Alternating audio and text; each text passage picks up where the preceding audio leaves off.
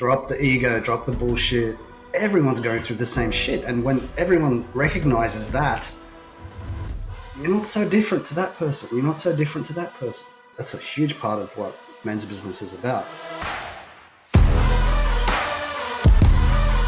Welcome to Trujectory, the podcast committed to helping you align with who you really are, your true self. The one who is so comfortable with their uniqueness, so in love with life, and so effortlessly able to manifest everything they always dreamt of. I want this podcast to be a resource to help you jump into the driver's seat rather than continuing as a passenger in your own story. Let's understand why we choose to hold ourselves back so we can shed the lies that we've programmed into our minds. We can heal the root causes and step into the epic human that we know we can be. If you're ready to start aligning with your trajectory, let's do it.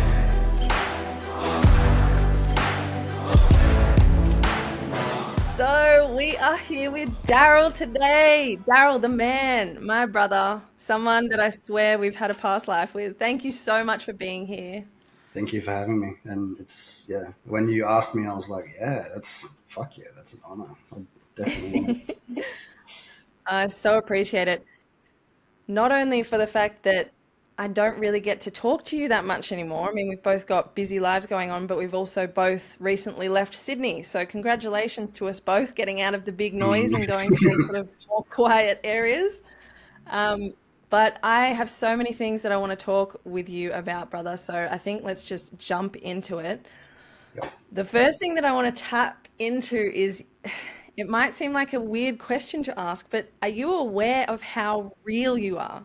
Like, that might sound strange, but I've not grown up with many people who are just authentically themselves all the time. And that's what this podcast is about, to show people it's okay to be yourself in any situation. And you are someone when I think of truly authentic people, I definitely think of you, because you are the same person, whether you're around 50 people, whether you're around family, whether you're around friends, and you're always a solid, grounded human. So tell me about that. Have you always been that way?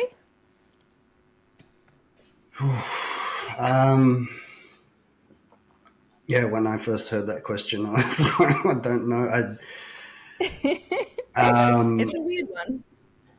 I think it's a good one, but it's also trying not to have any ego or anything in that. Mm-hmm. How are you aware of how real you are? I think, look, I like to be honest. I tend to say things that are on my mind, regardless of the way people would take them or perceive me. So I really don't give a fuck if someone, I don't want to offend people sometimes on purpose, because I can be a bit of a shit stirrer, but hey? Yeah. You can be a smart ass if you want to. I can, absolutely. And I was as a teenager, I was such a smart ass. But look, I think it's just being real, that was the question. So to be real is just to say it as it is, to say your thoughts, to say what's obvious in the situation, pointing out the elephant in the room and addressing it, where a lot of people don't want to because it makes them uncomfortable. Was I always like that? Probably not. Probably as a young child, no, because I was brought up in a certain way where I think my parents or certain members of my family would avoid the uncomfortable conversations. Yet my grandmother, who was very real, and God bless her soul, she was very real and very down to earth, and would say things just as they were. And I think that was something that was instilled in me. And I guess as I got older and peeled away all the layers and all the bullshit and the masks fell off, and I just became someone that would say it as it is. And a lot of people don't like that. A lot of people probably don't like me because of that. And that's fine with me. That's the thing that sorry, there's a bit of a delay. Sorry if I speak over you. That's the thing that I love about this is from my perspective, you can only really be that way when you are so genuinely comfortable with who you are that, like you said, you're not going to say something just to appease someone. You will say the truth, even if it's, I mean, I've had a dinner party with you where you've gotten into a heated discussion with a really good friend of yours because there was something that you believed in. I And forgot. where I grew up, it's like, oh my gosh, they're fighting. They mustn't like each other anymore. You go to these very naive, immature sort of thoughts, but it was beautiful to watch because you both had your own points of view and you both sort of brought to the table what you believed in and you managed to sort of rectify that with by standing in your own ground, and it was just fantastic. But I think, like you said, you tapped into, you've done so many layers, you've peeled so many layers and so many masks and done so much healing, and I think that is what is showing. And it's only really strong people that can handle your energy now, so that means you're going to only call in, true tribe. Yeah, absolutely. And Kieran, my friend who we had that heated discussion with, we've had many of those.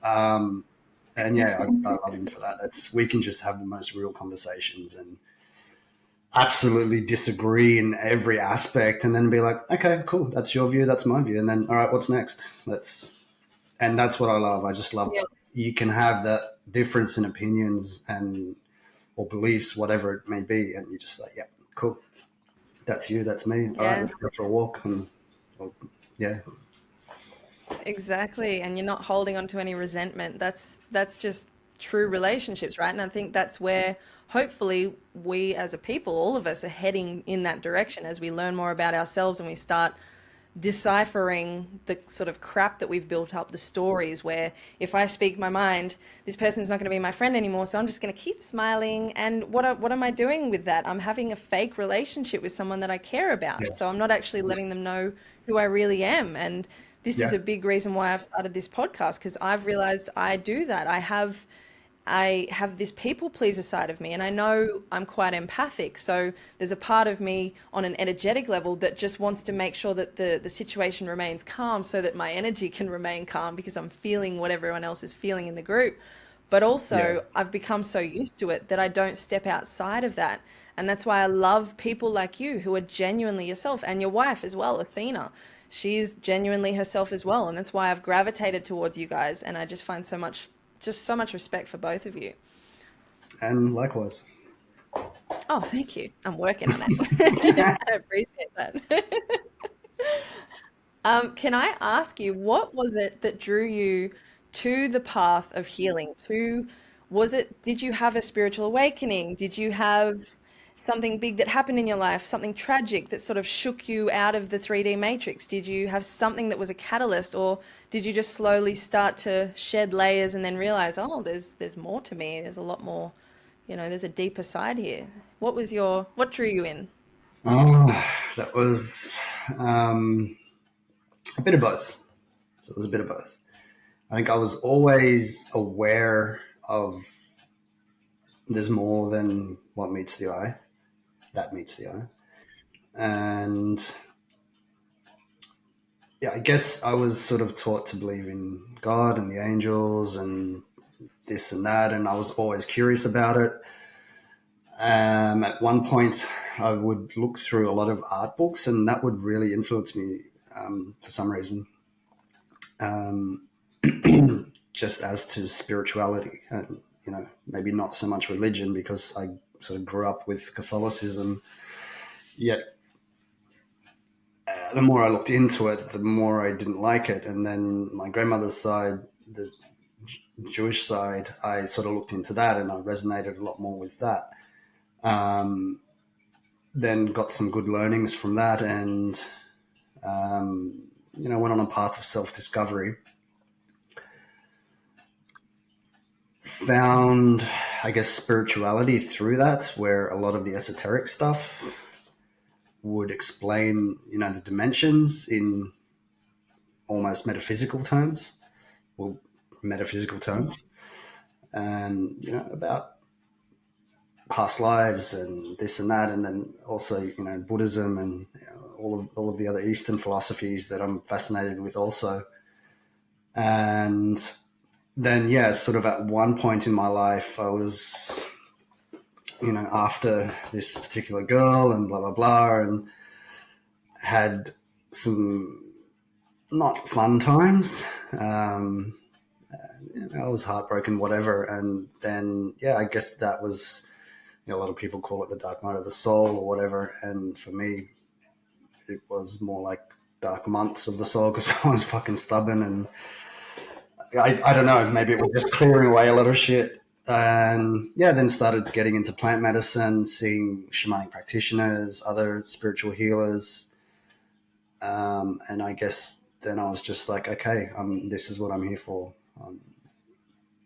My life is going down the spiritual path, and of course that has ebb and flow. Where you, as being a carpenter, going to a building site, and it's toolbox talks on Monday mornings in a undercar under the building garage, and everyone's with their hard hats, and it's 50 blokes. It's like I don't want to be there.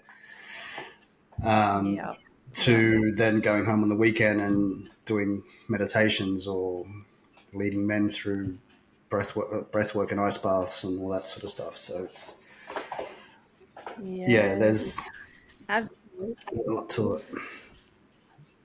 Well, this is the thing that I love is, can you talk us into where that sort of led you to now with men's business? I want to understand more about what it is that you do in your men's business groups. I know that you are showing men to how helping them understand a lot more about the divine masculine, what that means, how to sort of hold that balance in a relationship as opposed to old school mentality where it was sort of men do it this way and women do it this way. It's sort of more of a dance and a constant balance. Um, yeah, so can you tell us a little bit about that? Sure. Okay, so with men's business, it is just what you said. We're trying to show that there is positive masculinity.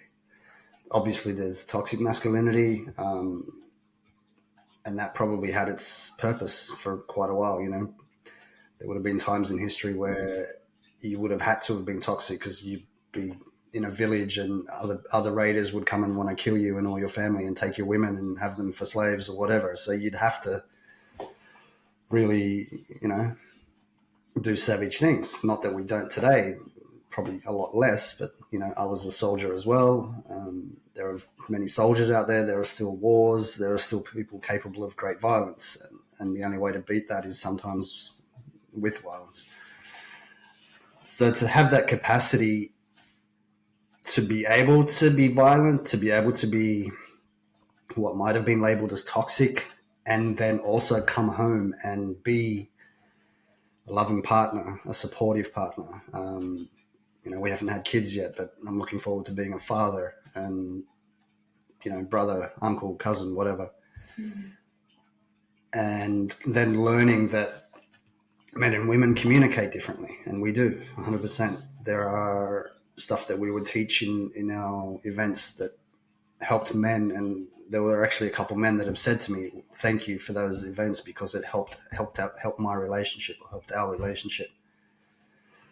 So I guess what we are trying to do is to just help men be positive masculine, lead with love from our hearts, because you can lead from your heart and be a loving person and kill someone if need be. It's not this or that. It can be both. That's such an important part of what you're doing, I think, is you're changing the perception that a lot of men would have, even when you say the word divine masculine. I think for a lot of people that, they might old school mentality goes, oh, that sounds a bit tizzy, a bit wishy-washy, a bit, Okay. girly, whatever it is. And Yeah. it's the strength, and it's, something that we're discovering, I think, all around in many different elements, is that vulnerability is the most courageous thing that you can do. And men for so long have felt like they cannot be vulnerable. They will be judged, they'll be beaten up. And again, like you said, this might come from ancient times where, if you did show certain vulnerabilities, then maybe you would have been killed or something. But having people like you to help people, especially men, drop these sorts of masks is just so healing. And I love that. So this is sort of what you've been drawn into ever since you had your awakening, right? So what is it that really about this work? What is it that lights you up? What is it that brings you in to do this work? When you go to a workshop, is it the way that you, like you said, a couple of the men, telling you their feedback, or is it when they have moments of realization? I mean, what goes on in these workshops? I think one of the first ones we had was, sort of the defining point where it was like, fuck yeah, this is what I want to do. There was something else you were saying there. I should have written it down that I wanted to say, but I'll go on this path first. So at the beginning of this particular workshop, there were, what do we have, like 10, 12 guys. Everyone sort of came in. There was a waiting area. Everyone's sitting like this, like that. No one's talking. I'm like, okay. And I sort of just went into, I don't know, you obviously say you do acting and you've got to sort of jump into character or whatever. Mm-hmm. And Chris and I, so we started Men's Business, Chris Sulfa, and with a real sort of kick in the ass from Kane Puna from the Medicine Wheel in Bondi Junction, who I'm always going to be grateful for that initial step. So Chris and I sort of started doing this thing. We'd sort of put our heads together and be like, all right, we'd ask for our spirit guides and all compatible guides of all the men that are coming today to help us through this. And then we did that, and I just went into like, okay, this is what I got to do. I went into the room. I just went and, everyone stand up, shook hands, this and that. I said, we'll be starting soon. And I don't know, it just flowed out of me. I don't know how to explain it in any other way. And then, there was some serious stuff that was shared in that group, not the deepest, darkest stuff. You don't have to do that. I always say to men, if you don't want to share, you don't have to, because it's not like you have to do this or you have to do that. Obviously we're all free beings, and if you want to share. If you don't, all good. However, at the end of that event, like all of these guys, especially ones that were like this at the beginning, were all hugging each other and swapping numbers, and like it just lit me up.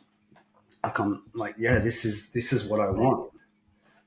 We don't have to fight. Everyone doesn't have to fight. There doesn't need to be all this war in the world. We can just drop the ego, drop the bullshit.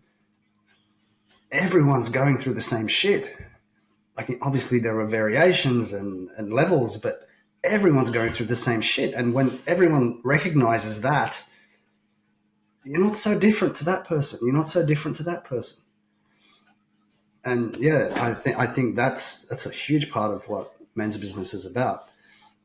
It's also the growth and, the shedding of all the layers and peeling the onion, so to speak.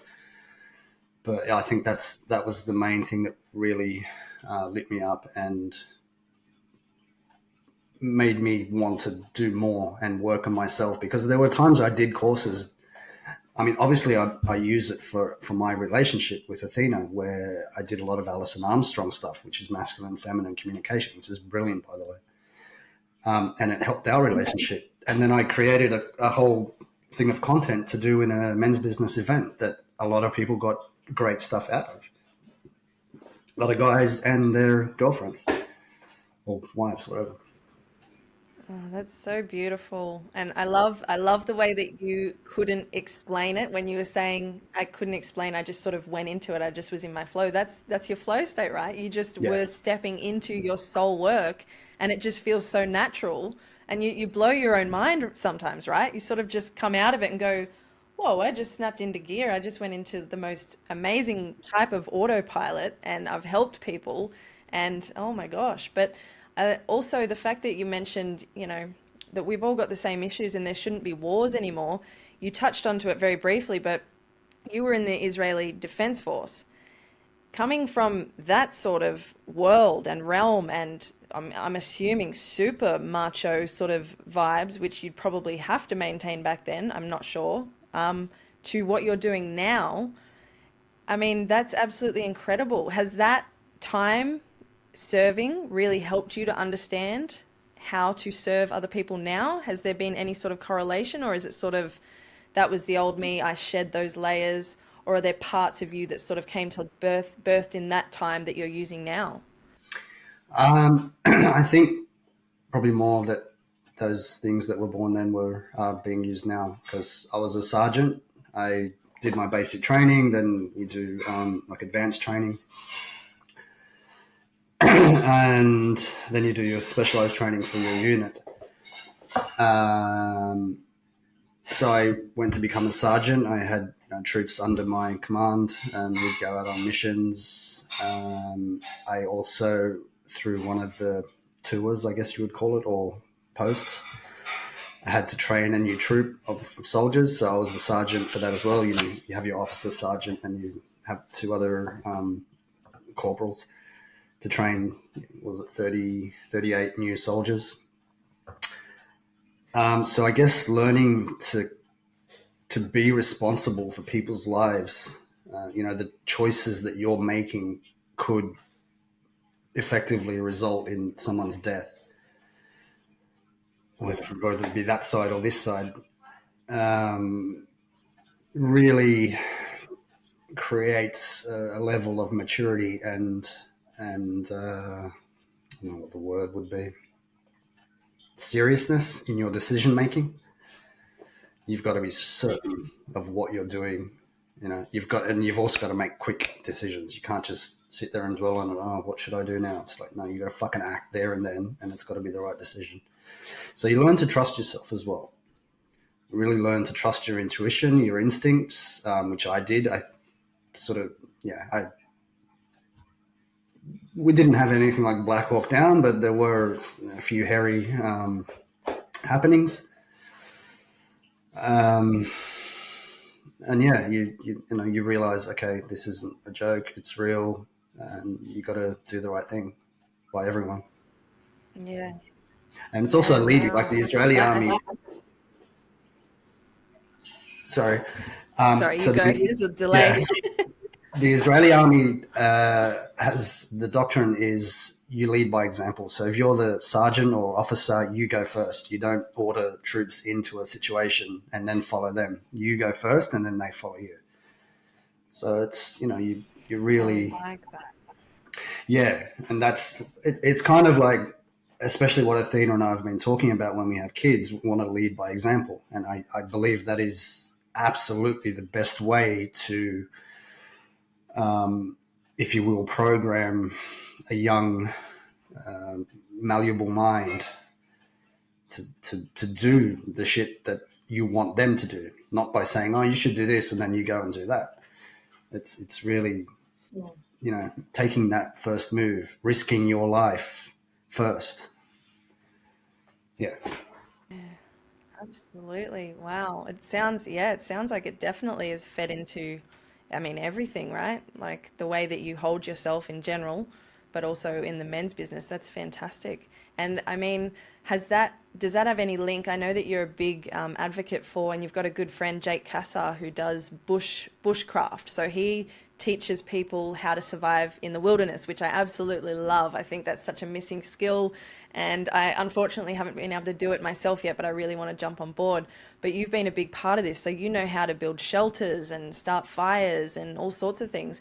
What sort of drew you to that? And I know Athena, your wife, has done it with you as well, and she raves about it. So can you tell us a little bit about that and why you think it might be important in this day and age? Oh, yeah. First of all, anyone that wants to check out Jake's courses, they're amazing. And yeah, he's a very good friend of mine. That's another topic. he's done some great stuff, like in the communities and everything. He's just a very, very good person. Well, I think that anyone was affected in the last few years by, the situation that we're all in, may have a view of it. And all right, let's say there's an Armageddon. Yeah. Let's say the world goes to shit. Yeah. Yep. What then? It's like, I remember waking up one morning.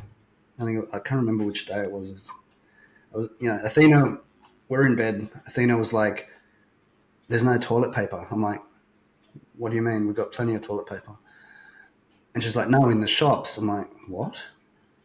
I, I, what the fuck? People went absolutely apeshit over toilet paper, and then there was rice, and then there were brawls in supermarkets. Like, imagine if something really serious happened where the food lines were severed. I don't know, agriculture had the floods in northern New South Wales and southern Queensland, for example. Everyone was affected by that. Lettuce went to $10. And what if there was something really serious that happened? And I think there are a number of aspects in being able to live off the land, which is like the Indigenous used to live off the land. They were much more in connection with Mother Earth, with, spirit. Because, I mean, a lot of the trainings that I've done as well is each plant has its own spirit, or is a spirit. Certain types of plants that are used as medicine or food, they all do things to our bodies. We're from the earth. So our systems are designed to cooperate, to work in unison with the earth, what comes from the earth. Ultimately, everything that we use comes from the earth. So to be able to go out into the bush on your own or with some friends, even going camping, like just go camping and then maybe learn which trees you can eat from, or which fruits you can eat, which ones not to eat, which ones can be medicine. I just feel like it's a huge thing to be in balance with nature. So I would Absolutely. say, to be in balance with nature, to cooperate with Mother Nature. And if there is some sort of disaster, would you be able to, take your car, hopefully the car still works, and go to the bush and survive? Like, what happens if, I don't know, there's a war and someone invades Australia, or there's a nuclear blast and you have to get out of the city? Like, all of these things are possibilities. And to just go so blindly, like, oh, nothing's ever going to happen. Yeah. Like, we saw what happened a few years ago over a virus. Yeah, exactly. I think so often, and even, I fell into this as well, and COVID was a huge wake-up call for, so many of us. But we sort of look at our generation and possibly our parents' generation and think, well, nothing too bad has happened in that time, so it'll be fine. But just look one more generation back and look how different the world was. And look, I mean, even you've got family that have come up in all sorts of troubled times all around the world because you're Mm, Polish, is it? yep. Yeah. Yeah. My And it's grandparents, absolutely, they went you through go it. Yeah. for Like, it. yeah. My grandmother was taken by a Nazi officer and made to be the household maid, and my grandfather was put in a camp in Germany. That was for Yeah, what? this is the thing. And it's looking it's looking like something like that could happen again. Anything is possible, right? And it's not about living in fear or, just constantly being paranoid about anything. It's just like you said about being prepared and about knowing that I could handle myself in any situation and I have the skills. We all have these abilities, but we're not even testing to see if we know what we could do in those sorts of situations. So I think it's really wise. But like you said, being in balance with Mother Nature, that's such a huge part of this because we've obviously strayed quite far away from that in many respects. I think a lot of people now are sort of, and especially since 2020, when people have sort of started to have a little bit more time alone, people have started to work from home, they've really needed to get that time in nature, go for walks so that they get out of their house for the day, or so that they can have their social time because they might not be going to the offices anymore. I know I work from home now since 2020, so I need that constant connection to just ground me and calm me down. But you did mention plant medicine. And while we're talking about connecting with Mother Gaia, with the earth, and also in the topic of waking up spiritually and understanding the bigger sense of where we are, where we come from, what we're made of, what we can do, could you give us a little bit of an example of one of your plant medicine journeys, or, what was it that drew you to that in the first place? Have you had a bit of a ride? Oh yeah. Um, Well, I guess what opened me to it, I guess as a curious teenager, I didn't really have anything until I was probably early 20s. I mean, I had alcohol and weed when I was 14 or whatever. However, I think there was the first sort of psychedelic, let's say, was acid, where I'd go out and I'd be with friends and I'd pop a tab towards the end of the night and I'd go to a park by myself afterwards and sit there until like 3 or 4 in the morning. And I just remember connecting with this park, like the trees, the flowers. Like I wasn't seeing things or anything like that, but I could feel it. Like I could feel the energy. And it was quiet. It was in Enmore. So I'm not sure if you know Enmore Park. I sort of grew up part of my life down the road in Petersham. And yeah, that was amazing. Then, later on, MDMA, which was more, I guess, of a party drug at that time. I didn't really use it for self-exploration, which in the way that it is used now, especially with psychologist-assisted therapy, which is amazing for some PTSD, people that have PTSD or some other type of trauma. Weed also. I've had like microdosing, not getting baked. I mean, obviously I got baked, but Bit of both. a bit of both. I find that sometimes I have some just to connect to my guides, to sit and meditate, and I get a lot come through using all the proper, clearing the space and calling in right spirits and, doing it in a clean, energetically clean way. As for the journeys, the most significant ones would have been ayahuasca and cactus. Probably, yeah, one of them was ayahuasca, and it was to do with parental stuff, which I think a lot of us have very deeply if we've explored it or not. And that was an intense journey. It was very ironic because there's supposed to be a protocol for preparing for ayahuasca where you don't eat meat, or you can have a minimal meat and no coffee, this and that. So Athena and I went up to this place and we were going to stay on the land, but someone had taken that spot. So we're like, oh shit, what are we going to do? So we ended up driving this was around the Central Coast. Ended up driving to Terrigal, staying in the Crown Casino. We woke up, we had the breakfast there, we had coffee, bacon, everything.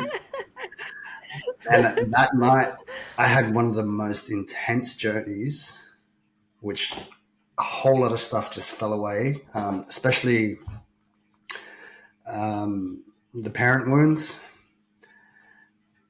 And yeah, that was probably the most intense one. I just remember as well Could you elaborate? Sorry, could you elaborate a little bit on parent wounds for people who might not have ever heard that term? Okay, so I'll just be vulnerable here, I guess, open. So I had a very shitty childhood.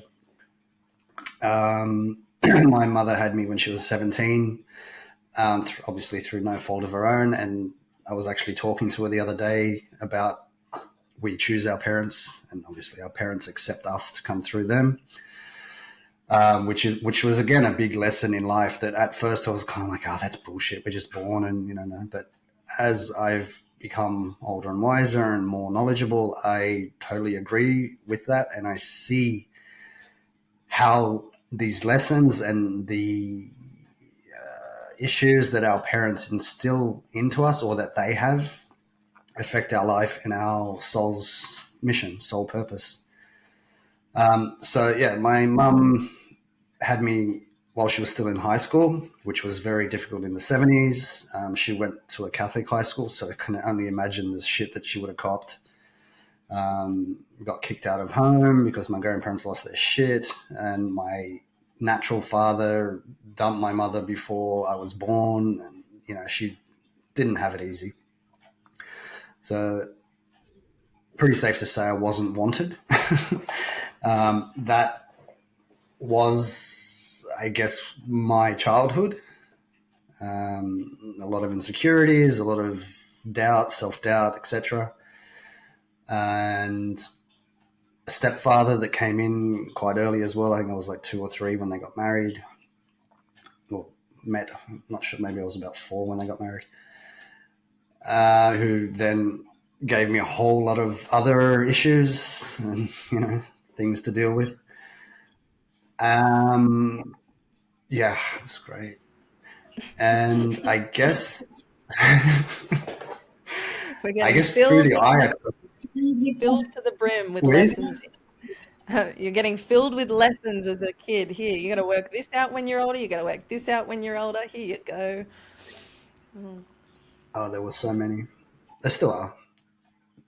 But I think I've done like a huge handful. And this is the thing, I want to shed as much as I can before my kids come along so I don't fuck them up. But that night, especially that night, because it was such an intense journey. And I just went into, I guess, the love of my mother, where she loves me. No matter what's happened, no matter how I want to look at it, I can be like, oh, you did this to me. No, shut the fuck up. You asked for it. You got it. Yeah. And dropping that victimhood and accepting, yes, I create my life. Everything that happens to me, I asked for. So shut the fuck up. And no, in a loving way. Here you go. You got it. And then it was just this huge breakthrough where that realization, because I work with Aya in pictures and sounds, and then I get the claircognizance as well. So I have a kind of a mix. And then it was just this video playing through my head of my mum being very loving and, sorry for what happened, but this is the way it was meant to be, and this and that. And then it was just like, we sort of went outside and had harpe, and I just went, and I was like, oh fuck. And I got up. I don't usually chanda in with Aya. I usually can make it to the toilet and let it out that way. But this time I fucking just projectile vomited. And I was like, really, really messy. Those really nasty ones where it just. Oh yeah. But then, and that was a huge release. Like, it was just like, all right, cool. And I found also the more work I do with stuff like that, your relationship with your parent, or for me and my mother, it became better. Once you heal that stuff, you let it go or accept it or whatever. It just, and we recently went away for a month in Poland, which we caught up with family that was lost before the war. Well, not lost, but lost connection with them. And so that's, I think anyone that has family issues like that, just doing the work on yourself can help heal any stressful relationships. Absolutely. I absolutely love that. It's so true, right? That the fact that you got an opportunity doing ayahuasca to see from your mother's perspective and see how she truly felt without all of the 3D distortions and the things that confuse us and distract us from the true essence of people, you were able to realize she was just doing the best she could with what she had to work with. And thank you so much. And like you said, we're all here because, one, we've asked to be here in this time in humanity because we are going through the biggest shift that you could ever imagine in a lifetime. But also and it's to learn, right? Everything is to learn. Everything is for us. And even though we can say that, and I'm sure a lot of people have heard people say that, everything is happening for you, not to you. I think people need to sit with that for a little bit and really let that sink in. Because when you start to understand that, you're not going to have every single thing in your life being positive, right? You're going to have ups and downs. You're going to have things in your childhood that you go, oh my God, that happened to me. But instead of the victim mode, that happened to me, oh my gosh, that was a big lesson. Now I've integrated it. What has that taught me? Okay, that's taught me this. Now I'm up leveling to this new level. Now I'm understanding this. Now I have this whole template of understanding for every single person from that one lesson that I had with that one person in my family. Everything genuinely ends up being a positive. Even the usually, most importantly, the awful things that you go through. Not at the time, they don't feel great at the time, but you look back, some of my the biggest blessings that I have from my life, it might sound strange, are the biggest challenges that I've had is when I was diagnosed with cancer, having seizures, having to completely drop all of the lifestyle that I had and not I wouldn't even be able to go for a walk more than 5 minutes in a whole week. All of these challenges have helped me so much in so many ways. And a lot of those ways I still haven't even unpacked yet. But even just to understand how grateful we need to be for ourselves, for our physical health, for the ability to walk, for the ability to go and do whatever we want, for the fact that we're living in a country that is free, that we can do what we want, as you know, to a certain extent. Probably can't do ayahuasca in the middle of an oval yet, but we'll see. But Yeah, it's hopefully. just yeah. But it's such a mentality shift, and I think it's just so needed at this time to get people to just remember that while the bad things are happening, sit in it and be there present with it. Because the more you resist it, the more you're going to have to work on it later. It's not going to leave you. All of these lessons have come to you for a specific reason because your soul has said, I need this to be able to upgrade. So bring it on. So if anything, let's shift our mentality and start going, this is a game. Let's do it. What's next? What's my next level? What's my next challenge? Let's do it. I think it feels like you have a lot of that mentality. Oh yeah, I I think that was one of the things was that when I learned, embrace the pain, go into the pain, I was just like, fuck yeah, this is it. Let's do it. Like, yeah. And I had when I did ayahuasca, I very similar to you. I got sort of more of the clear cognizance sort of thing. I didn't have any visuals, and all of the things that I wanted to know about myself. I just had my team sort of laughing at me saying, you already know, you already know. So that was a bit frustrating. But meanwhile, I couldn't stop laughing. I was just pissing myself laughing in a whole big quiet room where everyone's in ceremony wearing white, very, very peaceful. And I'm just pissing myself laughing. I couldn't calm down. But it was just like a little hint of how the vibration that they live on all of the time. But the thing that I did get to experience was I got to see through the eyes of my partner at the time and the eyes of someone else very close to me, a good friend at the time. And I was able to see how they viewed themselves and the pain that they were holding. And I think all of us do this until we start doing the inner work, right? And that broke me. That really, really broke me because I couldn't believe that anyone would look at themselves in such a horrible way, in such a demeaning way, and just shame around themselves. And it's all been created by this system that we live in. So this is why I think the men's business work is so vitally important and so beautiful, because you are literally changing people's perceptions and letting them understand that they can still be their strong selves while also allowing vulnerability in. And this is something that's taking place in corporate, in the corporate world a lot. There are certain speakers, like one off the top of my head, Brene Brown. I'm not sure if you've looked into her work, but she is very big on, she researches shame, vulnerability, and all of these sorts of topics, and she goes into big, staunchy corporate environments where it's men's business, no pun intended, and she sort of teaches them that a lot of people think that vulnerability is sort of the opposite to courage, whereas vulnerability is courage. You can't be courageous without being vulnerable. And I mean, for you, in your circumstances, even in war times, you couldn't have done something that was courageous without making yourself vulnerable as the leader, as the one, running the show and being the first out there in these battlefields.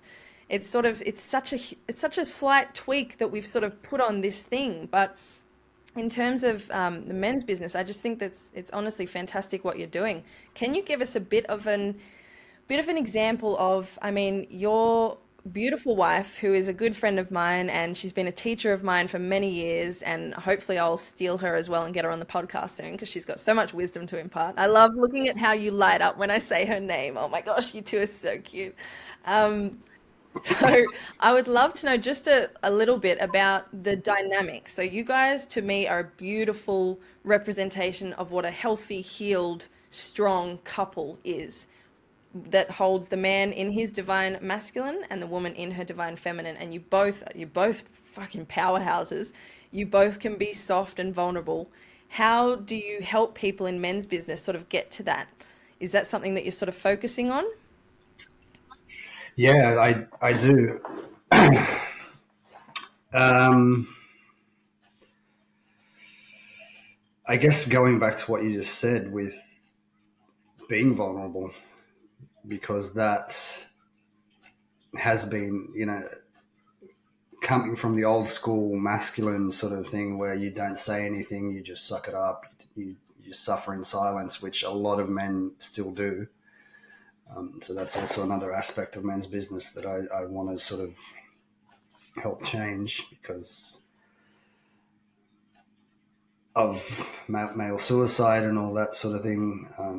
Had a couple of guys, mates when I was younger, um, and friends of friends, etc. And I just feel like that part of not wanting to be vulnerable or not letting yourself be seen as vulnerable can lead to the darker places because I've been there. There was a time where I didn't feel good about myself. I felt completely alone and lost, and I considered that as an option. Um, so that sort of got dark, didn't it? Hey, it's real. It's absolutely real. This is real. Yeah. So I think that with Athena opening up to her and letting her know what I'm actually going through, and I see a psychologist.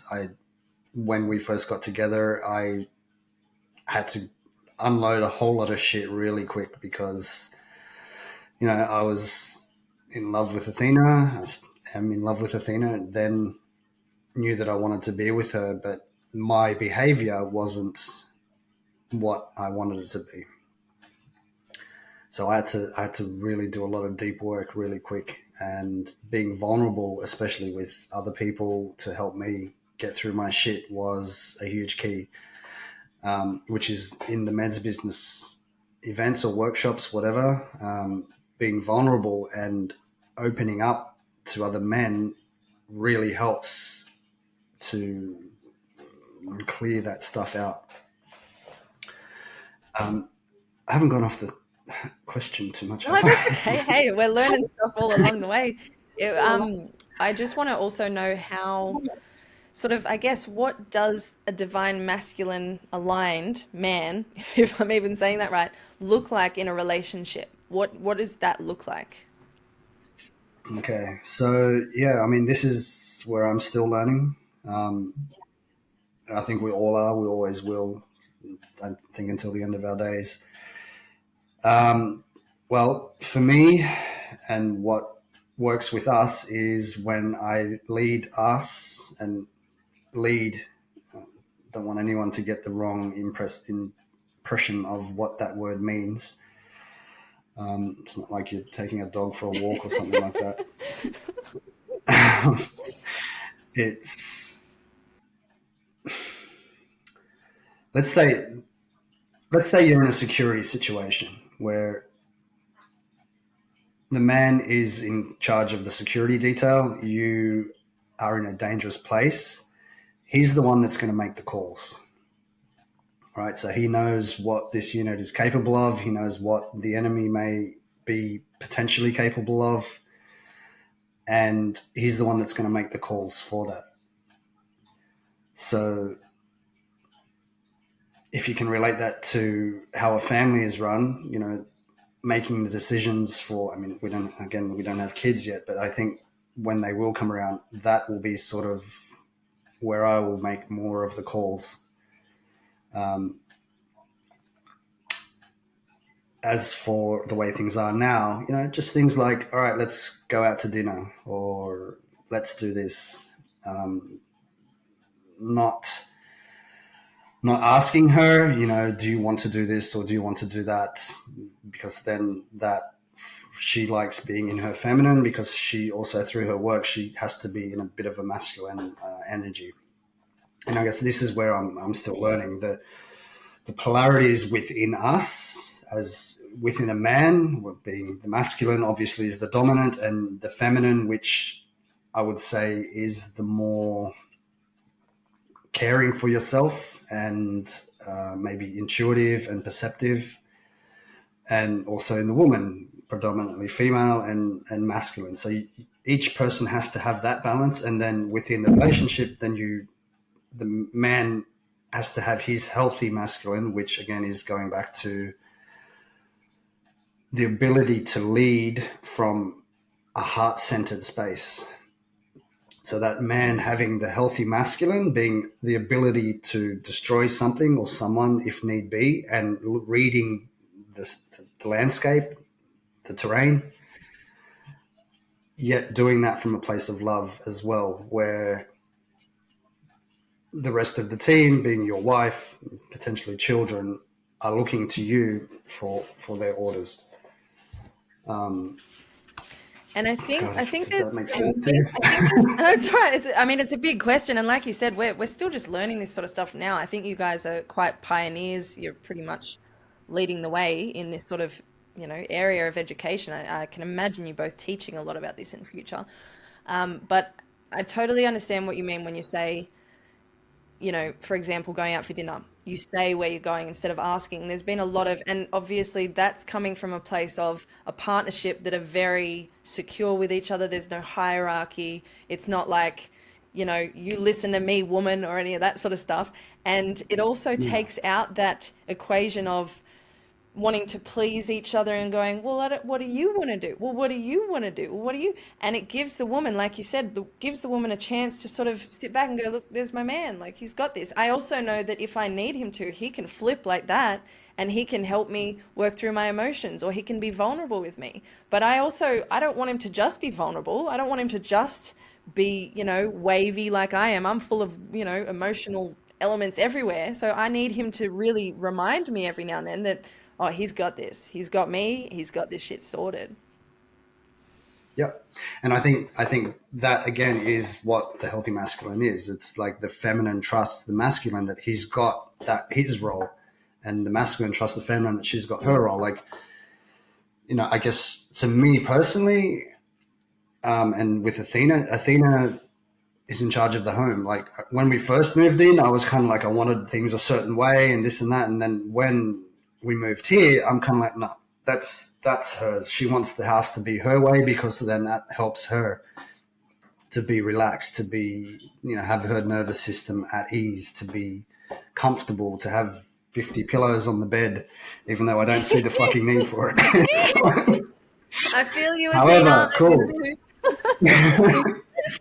And yeah, soft blankets and this and that, and okay, no problem, cool. Because like when I lived by myself before I met Athena, I made a wooden bed head out of old floorboards from a job that I'd finished. And it was like, now we've got this nice soft one, and so yeah, and the home is like, thankfully here we have a very nice house and nice size. But I've got my office downstairs and the garage, which is pretty much through the same hallway, and that's my space, which is cool. I can have it, it's all brick. The wall behind me is gyprock, but the rest of it is all brick, and it's very masculine, Yeah. which suits me. But the house, I'm cool with. That's very feminine because it makes her comfortable, and that's what I want. I want her to be comfortable and to feel safe and protected. To know that before we go to sleep, I go check all the doors, check all the windows. I take the rubbish out. I do these traditional masculine roles. But I also love, excuse me, something I love about both of you is that you have, whether it's for work or not, you have alone time. You have time where you have your own space. And I'm pretty sure in the past, Athena's actually had a holiday just by herself. And that was so Yeah. inspiring to me, going, oh my gosh, you can do that? You can go for a holiday without Yeah. your partner? Like, that's fantastic. And that's ensuring that you're staying solid in who you are. You're not losing yourself. You guys are coming back into a balanced, relationship. I know, Dave, who I work with. He has this beautiful analogy that he likes to bring up. It's from a Lebanese prophet. No, he was sort of a philosopher, I believe. His name is Khalil Gibran. I think I'm saying that right. Hmm. But he talks about two pillars. So in a relationship, if you imagine two pillars with a roof resting on top of those two pillars, the pillars can't be too close together because the roof's going to fall off. But if they're too far apart, the roof's going to fall down the middle. So they have to both be standing really firm in their own ground, both balanced, both equally holding the weight. And that's what I think you're both doing. So Absolutely. props to you both. And thank you. And also her, I've gone away for. Usually, I go to the bush. She actually came away to close to where we're living now to spend a month in sort of solitude to work on her business and connect because it was a very naturey place. And I came up and visited her. But this has been where we have like growth spurts. Because obviously we trust each other. No one's going off playing games. And our relationship was kind of like, okay, like that. And then we go apart and then we both go like this and then we come back together and then it starts like that and then we come apart and it goes like this.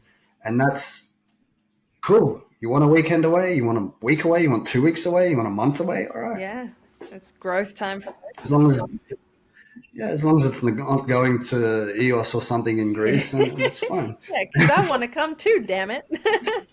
Yeah. Oh my No, gosh. but you know what I mean. No, absolutely. Well, bro, I mean, thank you so much. You've just given me so much insight, and I absolutely love the work that you're doing. Can you tell our listeners how they can get in touch with you for men's business? I mean, I'm sure I've probably got more of a predominant female audience at this point, and I'm sure there's a lot of them going, I want my partner to call Daryl. I wanted to call him right now. So how do they get in touch with you?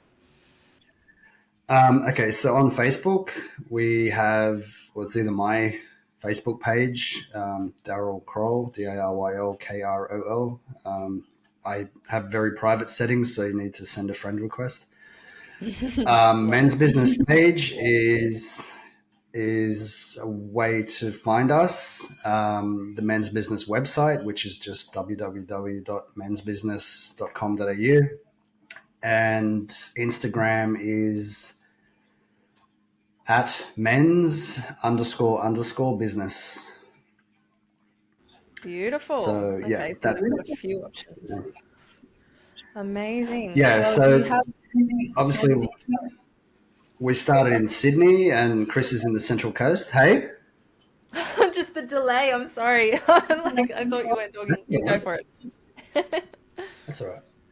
Yeah, so I'm in the Northern Rivers now, so I'm looking to sort of kick off around here. We're pretty much settled now, and I'm just sort of picking up work as we go. But I'm very much looking forward to hosting events up here, and then we'll probably have Sydney and Central Coast as well, and possibly even further south. Amazing. Someone in Canberra might want you to come down this way.